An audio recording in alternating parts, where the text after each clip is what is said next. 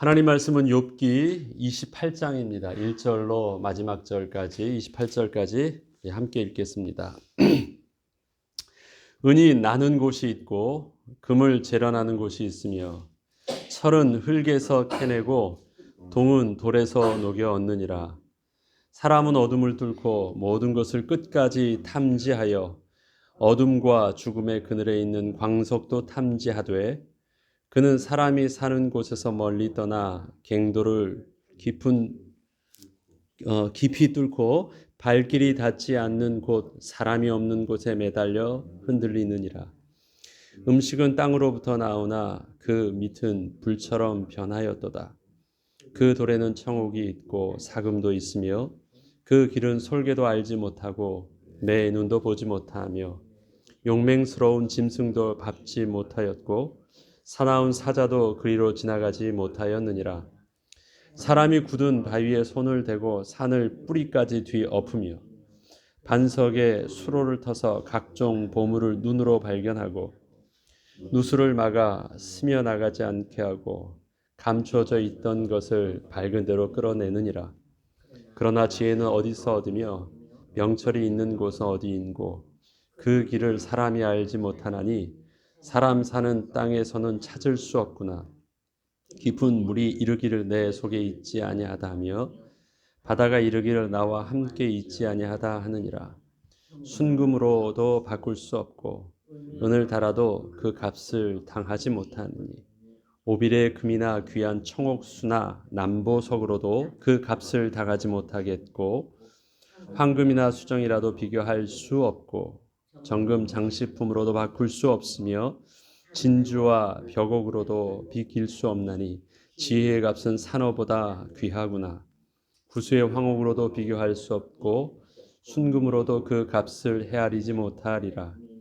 그런즉 지혜는 어디서 오며 명철이 머무는 곳은 어디인고 모든 생물의 눈에 숨겨졌고 공중의 새에게 가려졌으며 멸망과 사망도 이르기를 우리가 귀로 그 소문은 들었다 하느니라. 하나님이 그 길을 아시며 있는 곳을 아시나니 이는 그가 땅 끝까지 감찰하시며 온 천하를 살피시며 바람의 무게를 정하시며 물의 분량을 정하시며 비 내리는 법칙을 정하시고 비구름의 길과 우레의 법칙을 만드셨습니다. 그때 그가 보시고 선포하시며 굳게 세우시며 탐구하셨고 또 사람에게 말씀하셨도다. 보라, 주를 경외함이 지혜요 악을 떠남이 명철이니라. 아멘.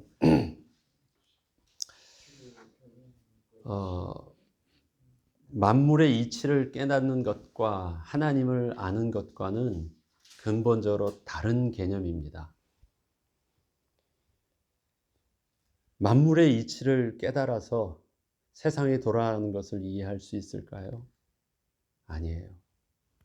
하나님의 주권적 섭리 가운데 이루어지고 있다면 우리가 해야 될 일들이 있습니다. 만물의 이치, 예를 들어서 물이 높은 데서 낮은 곳으로 흐르고 또 해는 동에서 뜨고 서에서 지며 사계절이 있고 모든 만물이 돌아가는 것의 자연의 현상을 잘 깨닫고 별자리를 깨닫고 아무리 한다 할지라도 그것은 만물의 이치 맞아요. 하나님께서 창조의 질서대로 만물을 그렇게 창조하시고 운행하시도록 해놓으셨어요. 그러나 또 다른 차원에서 이해해야 될 부분이 있습니다. 하나님의 주권적인 섭리예요. 그러니까 하나님이 이 땅에서 운행하신 하나님의 계획하심과 하나님의 주도적인 일하심이 있는 거예요. 이치를 깨달아서 알 수 있는 거라면 그것은 연구하면 돼요. 어떻게 해서든지 찾아내고 발견하면 돼요. 그리고 발견한 그 지식을 그 새로운 문제에 대입해서 문제를 해결하면 됩니다. 기계적인 것은 그렇게 할 수 있어요. 그러나 하나님의 주권 가운데 일하시는 부분이라면 우리 이런 말 있잖아요. 엿장수 마음대로. 어떻게 알 수 있을까요? 그것은요. 그분을 만나야 되는 거예요. 일하시는 분을 만나야 되는 거고 그분의 말씀을 들어야 되는 거고 그분이 뭘 원하시는지 알아야 되는 거예요. 접근법이 근본적으로 달라요. 친구들은 만물의 이치를 깨달은 것처럼 얘기해요. 만물의 이치 속에서의 선과 악도 그렇게 질서적으로 움직여지기 때문에 이런 악의 결과가 봤다면 악의 원인이 있다라고 역으로 유추해 가지고 그 가운데 지금 욥이 있다라고 말을 해요. 이런 원리대로 나아간다면 어떻게 해야 돼요? 이 일에 대해서 하나님도 그렇게 심판해 주셔야만 해. 이렇게 되는 거예요. 우습지 않습니까? 이것이 질서인데 이 질서는 하나님도 거스를 수 없는 질서예요. 그래서 하나님도 분명히 이 일에 대해서는 심판해 주셔야 되고 악인에 대해서 참으시면 안 되는 거야. 왜? 내가 옳으니까. 그거는 이치를 깨닫고 이치대로 세상의 질서대로 움직여진다면 뭐 그렇게 돼야 되겠죠. 그러나 하나님의 주권 속에 있다면 접근은 그렇게 하면 안 됩니다. 욥기는 만물의 이치를 다루고 있는 책이 아니에요. 무엇을 다루고 있습니까? 하나님의 주권을 다루고 있는 것입니다. 그래서 힘든 거예요. 언제까지 힘들까요? 하나님을 만나기 전까지 힘든 거예요. 언제까지 모를 수 있을까요? 하나님이 눈을 열어 보게 하시고 입술로 말씀하여 주실 때까지는요. 예측할 수 있고 그럴 것이다가 추측은 가능할지 모르지만 정답은 없어요. 왜? 주도하신 분이 가만히 계신데 어느 게 정답이에요? 알 수 없어요. 그래서 욥기가 힘들어요. 친구들이 힘든 이유가 있어요. 찾을 수가 없어요. 자기가 알고 있는 똑똑한 것으로 찾을 수가 없어요. 왜? 그것의 원인 제공자가 주도하신 주권적 섭리를 이루고 계신 그 하나님이 침묵하고 계셨기 때문에 나중에 하나님께서 말씀하시는 게 마지막 장에 나오잖아요. 욥기 42장에. 오늘도 지금 그것을 욥이 다루는 것입니다. 야, 사람이 참 대단한 것 같아요. 금, 은, 보화, 철, 동, 모든 값진 이 보석들, 돌들을요, 그냥 길거리에서 줍는 게 아니더라고요. 이게 지금 몇천 년 전의 이야기를 하는데, 그때서부터 이 금과 은을 캐고 그 안에 있는 보석들을 찾는 데 있어서는요, 그때서부터 광산이 있었고요, 땅이 있었어요. 보이지도 않는 땅을 깊이 빱니다. 그리고 그 흙덩어리 속에서 철을 빼낼 수 있고요. 그 흙덩어리 속에서 또 금을 뽑아낼 수도 있고 은을 뽑아낼 수도 있고요.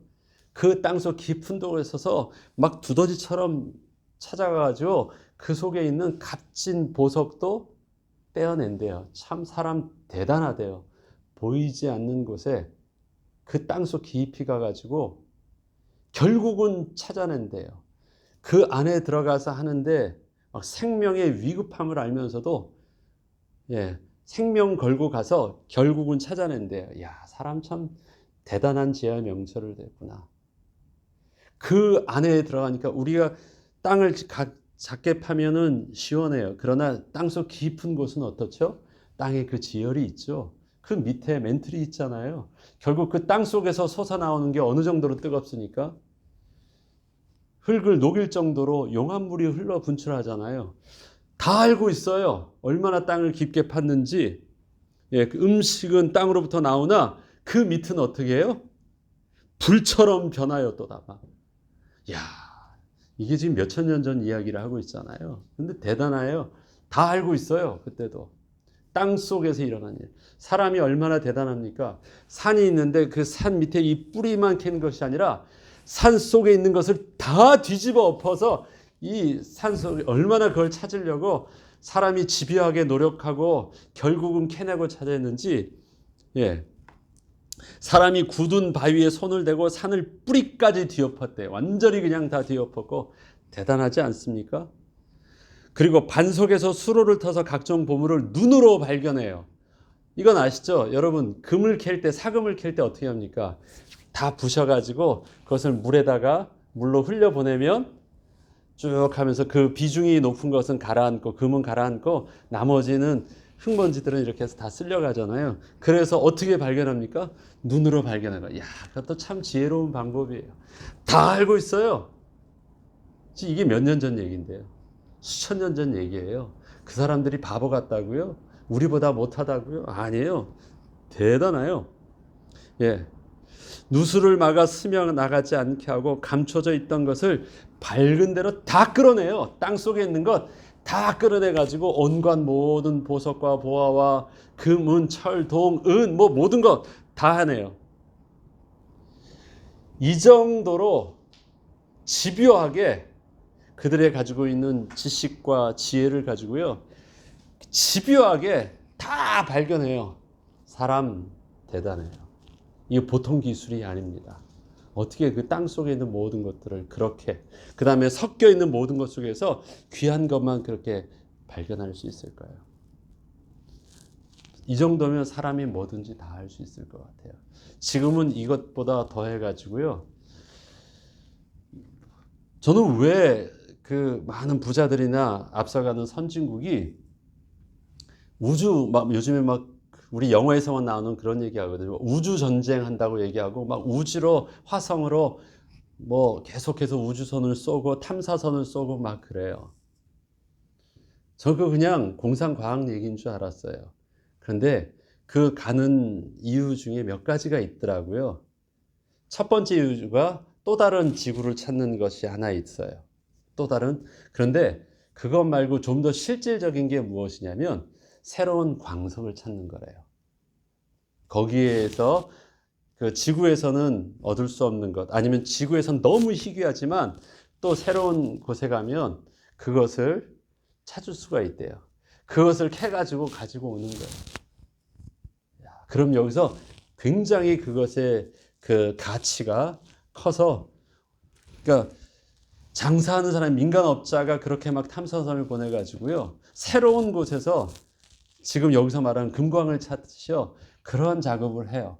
그 땅은 아무도 주인이 없으니까 자기가 먼저 가서 포스트를 박으면 자기 땅이라는 거예요. 새로운 또 그 화성이 그렇다라는 것이에요.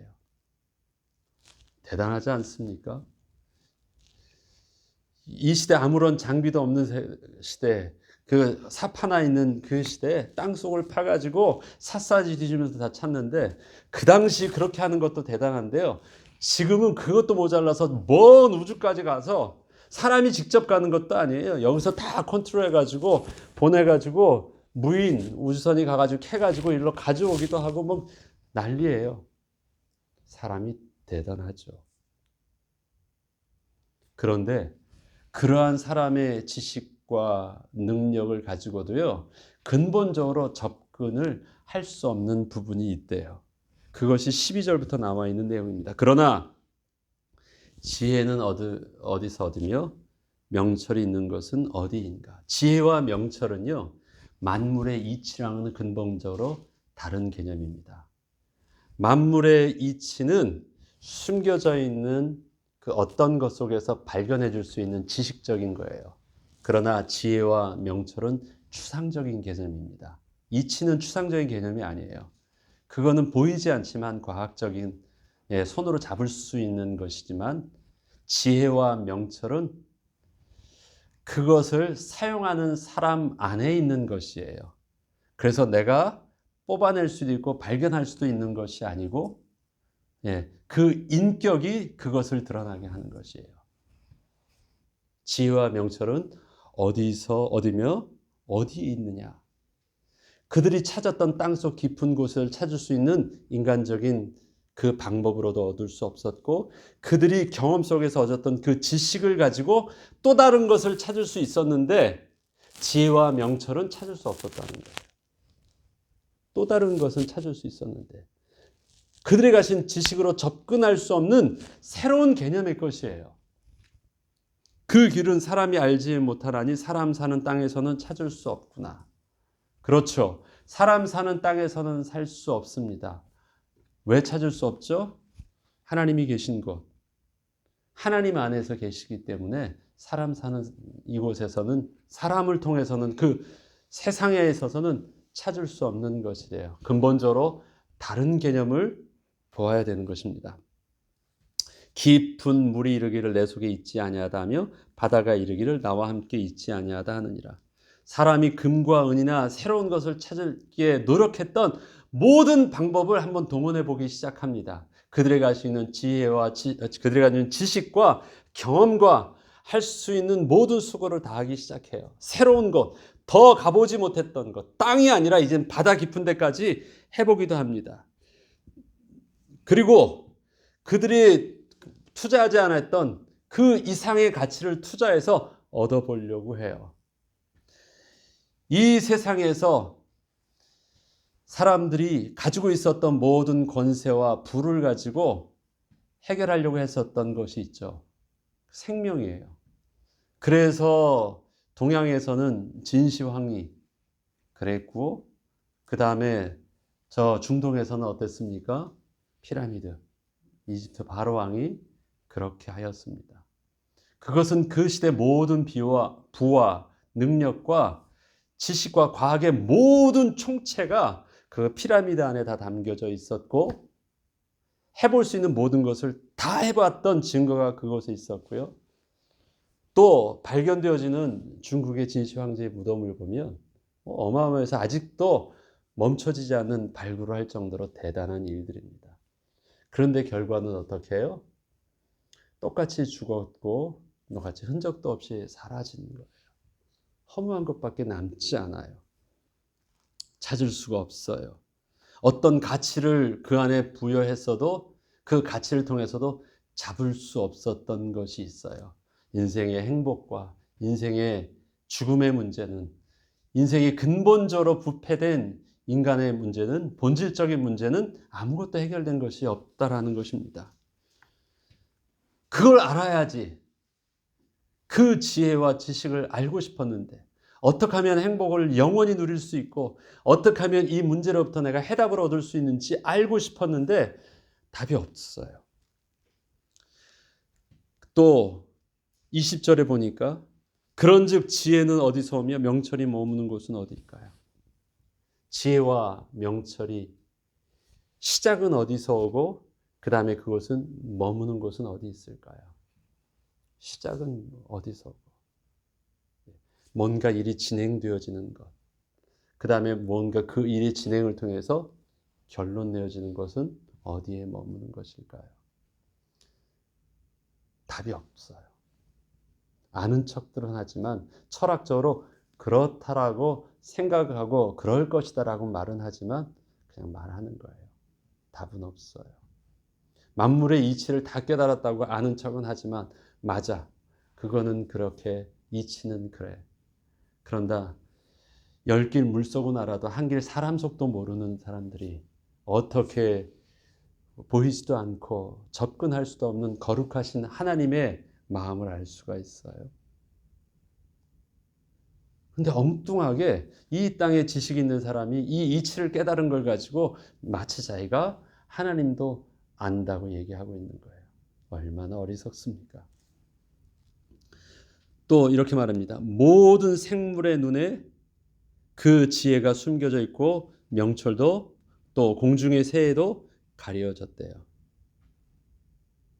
모든 이 땅에 생명 있는 것에도 알 수가 없대요. 멸망과 사망도 이르기를 우리가 귀로 그 소문은 들었다 하느니라. 어떻게 해요? 죽음도 알 수, 왜 죽는지를 모른다라는 거예요. 죽음을 막을 수 없다라는 거예요. 멸망도 막을 수 없다라는 거예요. 예, 그들을 의인화시켰어요. 멸망과 소문을. 마치 우리가 멸망을 얻을 때도 소문은 들었지만 이것이 어디서 오는지 어떻게 되는지 원인을 몰라요. 왜 망할까? 갑자기 일어나는 재앙을 어떻게 설명할 수 있어요? 이 정도 준비됐고 이런 일들하면 전혀 안 일어나야 되는데 내가 그렇게 열심히 살았고 그렇게 착하게 살았으면 안 일어나야 되는데 그렇게 악하면 반드시 망해야 되는데 왜 세상의 이치는 질서대로 돌아가는 것처럼 보이는데 실질적인 인간의 근본적인 행복의 문제 속에서 답이 없는가? 멸망과 사망이 그냥 소문은 들었다라고 말할 정도로 잘 모르겠다라는 것이에요. 인생의 불행과 죽음에 대해서. 그것을 뭐라고 말합니까? 이제부터 마무리하는 거예요. 23절부터. 하나님이 그 길을 아시며 있는 곳을 아시나. 어디에 관심을 가져야 돼 알 수 있대요? 하나님을 발견해야 돼요. 하나님을 알아야 돼요. 하나님이 인격에 개입하신 것이기 때문에 하나님의 인격을 알아야 돼요.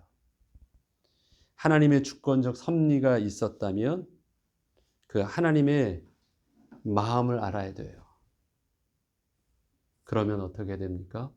우리의 노력은요, 더 깊이 땅을 파려고 해야 되고, 더 깊이, 더 멀리 물 밖에 저 지평선 너머로 가려고 하지 말고, 어떻게 해야 됩니까?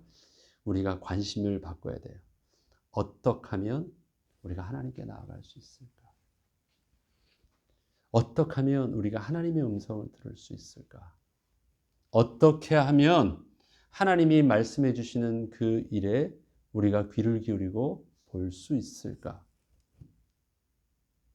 거기에 관심을 가질 때 근본적으로 답이 조금씩 보이기 시작하는 거예요.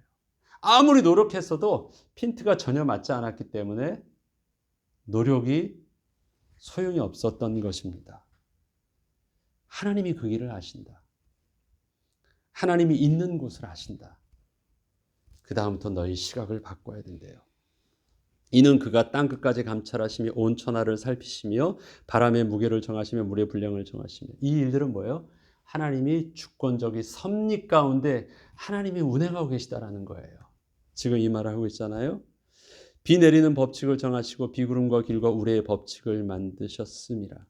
그때 그가 보시고 선포하시며 굳게 세우시며 탐구하셨다. 하나님이 자연을 말씀하신 대로 자연의 질서대로 움직여지시지만 그 질서 속에서 기계적으로만 움직이고 있지 않아요. 그 질서 속에서 하나님의 주권적인 섭리를 이루어 나가세요. 그 가운데 누가 있으니까요? 하나님의 백성이 있고 하나님의 백성을 향한 놀라운 계획이 있기 때문에 그들을 향한 놀라운 계획들을 이 땅에서 이루어 가세요. 그렇기 때문에 만약에 이 땅에 하나님의 인도하심이 필요 없는 사람이 없다면 그냥 하나님은 그냥 기계적으로 두셨을 때 움직여지신 대로 그냥 두면 돼요. 그러나 하나님의 주권적 섭리는 우리를 향한 놀라운 계획 가운데 이루어지고 계세요. 그러하기에 우리가 이 땅에서 이루어지는 일들 속에 하나님이 운행하시는 또 하나님이 행하시는 일들을 우리가 관심 있게 볼 수 있어야 됩니다. 자, 그러하게 28절 또 사람에게 말씀하셨도다. 보라, 주를 경외함이 지혜요 악을 떠남이 명철이니라. 그래서 이 말을 하는 것입니다. 어디에 관심을 가져야 된다는 거예요? 하나님께 관심을 가져야 된다. 경외한다라는 것은 어떤 거예요? 하나님을 인식했다라는 표현이에요. 인식했고 또 어떤 표현이냐면 하나님께 가까이 가겠다라는 표현이에요. 가까이 가서 하나님의 섬겨야 되는데 그 하나님이 어떤 분이세요? 함부로 내가 쉽게 나아가고 내 마음대로 나의 부정함을 가지고 그렇게 행동할 수 없다라는 하나님에 대한 실질적인 인식의 표현이 fear예요. 경외함이에요. 많은 인생이 우상을 섬깁니다. 그런데 거긴 경외라는 개념이 없어요. 왜 없을까요? 실제적이지 않거든요. 그 하나님에 대한 인격이 실제적이지 않기, 인격으로 보지 않기 때문에 그래요. 그런데 우리는 거룩하신 하나님, 하나님의 주권을 압니다. 그리고 가까이 나가야 되는데 가까이 그렇게 함부로 나갈 수 없는 우리의 부정함을 알기 때문에 우리가 접근을 소원하고 하나님께 가까이 나가고 하나님께 함께하고 싶지만 더욱더 긴장된 우리의 표현을 할 수 있는 것은 유일한 것은 경외한다라는 표현이에요. 사랑함과 두려움을 함께하고 선을 지키며 나가는 거예요. 또 어떻게 할 줄 알아요? 악을 떠남이 명철이다. 지혜라는 것은 올바로 생각할 수 있는 거예요. 잘 사용하는 것이에요. 근데 영어적 표현에서 이 명철이라는 것은 뭐예요? understanding이에요. 잘 깨닫는 거예요. 잘 이해할 수 있는 것. 하나님이 운행하시는 이 주권적 섭리 속에서 하나님이 뭘 원하시는지를 잘 깨달을 수 있는 것이 명철이래요. 그런데 명철, 잘 깨달을 수 있는 이유는 왜 있을까요? 일하신 그분을 내가 알기 시작할 때 그분이 이렇게 하셨구나. 그러면 이 일들은 내가 하나님을 알면 알수록 뭘 할 수 있습니까? 지금 진행되어진 일들을 오해함 없이 그 일들의 하나님의 방향과 하나님 뭘 원하시는지를 점점 알아가요. 내가 명철해지는 방법은 뭐예요? 이 일들을 더 잘 깨닫고 이 일들을 더 잘 제대로 오해하지 않고 받아들일 수 있는 그 노하우는 어디 있습니까? 내가 더 하나님과 깊은 사귐과 알면 알수록 나의 삶 속에서 일어나는 사건과 섭리 속에 하나님의 주권적인 섭리 속에서 내가 실수하지 아니하고 잘 깨달을 수 있어요. 세상은 어떤 방법을 취합니까? 하나님을 더욱더 알아가는 방법을 취하지 않고 어떻게 해요? 더욱더 이 문제 속에 깊이 접근하고 더 깊이 더 그 문제를 연구해서 그 속에서 이치를 깨달으려고 해요. 왜요? 세상의 이치는 그렇게 깨달았고 그렇게 발견해 나갔으니까 하나님을 아는 지식도 그런 식으로 발견하려고 해요. 아니에요. 그래서 사람들은 실패해요. 어떻게 해야 돼요? 하나님을 더욱더 가까이 가고 또 하나님을 알아가는 작업들을 해요. 어떻게 하나님을 알아갑니까? 하나님이 당신을 계시하시고 역사를 통해서 계시하셨던 믿음의 사람들을 통해서 계시하셨던 하나님의 모습들을 우리는 성경을 통해서 배웁니다. 우리의 믿음의 선배와 믿음의 선조들을 통해서 배워갑니다. 그 하나님께서 우리의 삶을 인도하시면서 우리 인생 속에서 개입하셨던 하나님을 느껴가면서 하나님을 배워갑니다. 그래서 그 하나님의 사람들이 어떤 사람이 돼가요? 그렇게 처음에는 어려선 잘 몰랐는데 또 그 하나님을 알아가면서 우리 속에 일어나는 사건과 문제 속에서 옛날처럼 떨지 않고 옛날처럼 당황하지 아니하고 옛날처럼 오해하지 아니하고 하나님이 이 일을 통해서 행하시는 일들을 이제는 오해하지 않고 잠잠하게 그 문제 앞에서 침묵 속에서 하나님의 음성을 듣는 비밀을 발견하고 또 하나님의 인도하심을 문제 앞에서 찬양할 줄 알고 바울이 옥문 안에서 하나님께 그 옥 안에서 신라와 찬양할 줄 아는 것처럼 그렇게 나아가요. 그 사람에게 무엇가 있어요? 삶의 문제 속에서 패닉에 빠지지 아니하고 삶의 문제 속에서 당황하지 아니하는 지혜가 있고 삶을 냉철하게 볼 수 있는 명철이 있는데 그 지혜와 명철의 비밀은 어디 있어요? 내가 하나님을 알아. 나와 하나님과의 관계가 어떻게 해요? 가까이 있어요. 내 콧구멍에 숨결을 느낄 정도로 가까이 있어. 그 하나님이 내가 사망의 음침한 골짜기로 다닐지라도 나를 보호하고 계시다는 것을 나는 알고 있어. 그래서 지금에 일어나는 사건들을 세상 사람들은 너 지금 왜 이런데? 너는 전혀 아무렇지도 않니? 이상하다 라고 말할 정도로 이상한 모습이 우리의 잔잔함과 우리의 담대함이 그 다음에 그 문제 속에서 마침내 이루어지는 우리의 해결함의 문제가 사람들은 참 너 대단하다, 지혜 있다, 너 똑똑하다, 야 어떻게 이 문제를 해결했니라고 말하지만 우리는 한마디로 그렇게 합니다. 여호와를 경외함이 지혜와 지식의 근본이라. 이 말은 지금 앞선 믿음의 사람들이 다 한 일 아니십니까? 솔로몬아 너는 힘써 대장부가 되고 주의 주신 율례의 말씀을 주야로 묵상하고 여호와를 경외함이 지혜와 지식의 근본이라고 다윗이 솔로몬에게 최선의 삶의 그 깊이와 인생의 이치를 깨달으려고 만물 속에서 다 모든 이치를 깨달으려고 해봤지만 그 속에 없었고 결국 우리 아버지가 해줬던 말이 맞다. 르호보암아, 너희 할아버지가 나에게 해주었던 것처럼 너도 여호와를 경외하는 것이 지혜와 지식의 근본이야. 그렇게 가르쳐요. 동일합니다. 그 욥도 동일한 말을 지혜와 지식의 근본이 어디 있는지를 분명히 말하고 있습니다. 저와 여러분에게서도 하나님을 아는 것이 지혜와 지식의 근본입니다. 하나님 오늘도 하나님이 어떤 분이신지를 오늘도 우리의 삶 중에서 느끼게 하시고 또 하나님 우리에게 들려주시고 가르쳐 주시옵소서. 신앙생활은 깨달아가는 만물의 이치를 깨달아가는 과정이 아닙니다.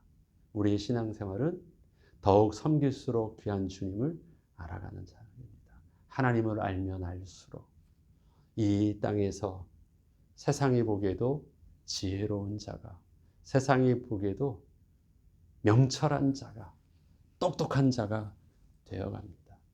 그것이 우리의 믿음의 영적인 지식이요 비밀입니다.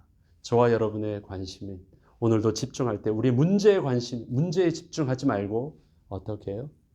이 사건의 배후 속에서 주도하시는 하나님께 나아갈 수 있도록 하나님을 만나려면 우리가 어떻게 해야 돼요? 악을 떠나야 돼요. 악을 떠난다라는 말은 뭐예요? 거룩하신 하나님 앞에 접근할 수 있도록 내가 거룩한 자가 돼야 된다는 거예요. 도덕적으로 착한 일 하니까 하나님께서 복 주신다. 그런 어떤 행위를 어필하고 있는 것이 아니라 거룩하신 본질이 우리와 함께하기 위해서 내가 뭘 해야 된다는 거예요. 거룩해야 된다는 것이 악을 떠나는 거예요. 착한 일 하면 복 주는 개념이 아닌 거예요. 하나님이 우리에게 임재하셔야 되니까 악을 떠나는 비밀들이 그리고 그 거룩하신 하나님이 창조주 하나님 앞에 내가 온전히 무릎 꿇을 수 있는 경외함의 비밀들이 오늘도 우리의 사건과 만남과 상황 속에서 하나님의 숨결이 나를 지혜롭게 하고 또 담대하게 하고 명철 있게 하여 주셔서 온전히 성령의 인도받는 하루 되게 하시고 우리의 삶이 되게 앞서서 기도하고 응답받는 저와 여러분 되길 주의 이름으로 축원합니다. 주기도문으로 마치겠습니다.